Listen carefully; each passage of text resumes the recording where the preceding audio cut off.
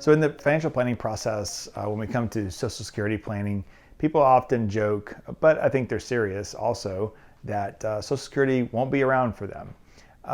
That's kind of a misnomer in a lot of ways. One is all the reports that Social Security will be gone by 2033 are actually half-truths. A lot of people will use that politically or business to move their ideas or their agenda to buy a newsletter or whatever it might be. They try to use fear to do that, and we all know that fear sells. But the reality is that Social Security is about 76% funded from people like myself that are working.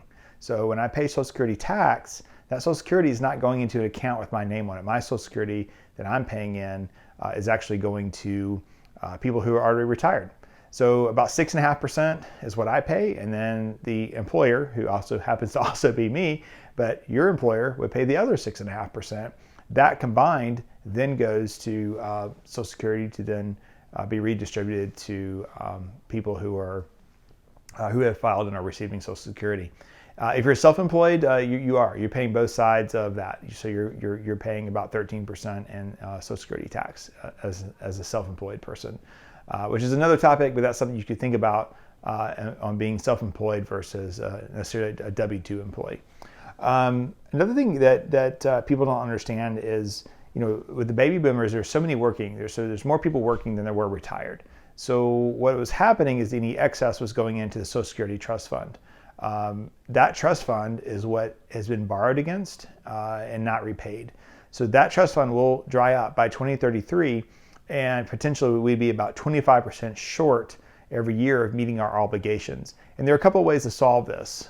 Probably the most popular way right now is simply to remove the Social Security income cap. What that means is that once you make $147,000 in a year, you no longer pay Social Security tax.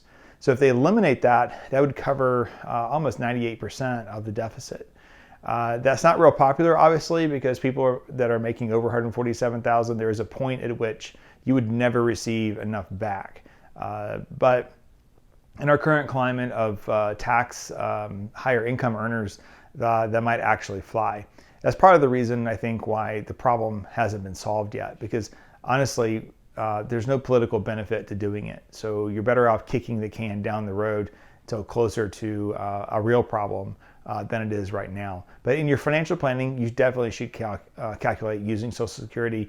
I feel like worst case scenario, you may have to work longer for full benefit, or you may lose some of the special provisions of it. But certainly it should be a part of your financial planning.